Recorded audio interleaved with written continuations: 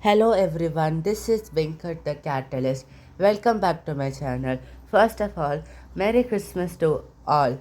Today I'm going to prepare the breakfast. So, in a bowl, mix wheat flour, besan, salt, garam masala, and chili powder along with some methi leaves and make a dough. Now, rest it for 5 to 10 minutes. Make small balls round in shape for making paratha. Press it, press it slowly and dust maida or wheat flour. Now roll it slowly to get a round shape. Now it's perfectly round.